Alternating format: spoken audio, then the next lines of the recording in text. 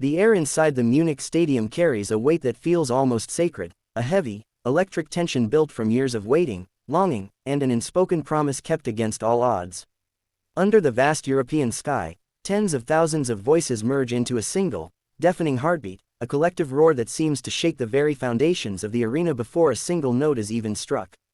When the familiar, gritty bass line of Silver Spoon tears through the stadium, it is not just a song beginning, it is an absolute unleashing of defiance, a sudden explosion of raw, untamed energy that instantly shatters the years of quiet absence.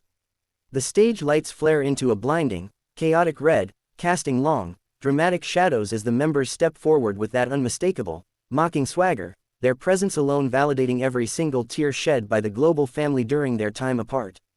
This is the moment the world was starved for, a fierce reminder of the rebellious youth who fought their way up from nothing, throwing the hip thrusts and cynical smiles of Baepsae directly into the faces of an industry that once doubted them, while the crowd matches their fury word for word, screaming the lyrics like a battle cry that echoes far beyond the stadium walls.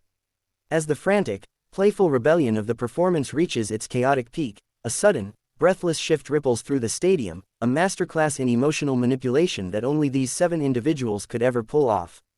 The aggressive red lights dissolve into a deep, mesmerizing violet, and the frantic heartbeat of the crowd hitches as the first haunting, ethereal notes of the flute float out into the Munich night, signaling the transition into Pied Piper. It is a jarring, beautiful contrast that catches the breath in everyone's throat, moving instantly from the loud, external fight against society to the intimate, dangerously seductive internal world shared exclusively between the artists and those who love them. The atmosphere transforms from a riot into a trance, the air turning thick with a heavy, magnetic pull as the vocals glide over the melody with an almost criminal smoothness, casting a spell that makes the thousands in attendance forget the outside world entirely. Looking into the sea of glowing lights, the members sing with a quiet, knowing intensity, their eyes locking onto individual faces in the crowd, acknowledging the beautiful, borderline ruinous devotion that defines this unique bond, making every person feel as though they are being personally called out, comforted, and completely consumed all at once.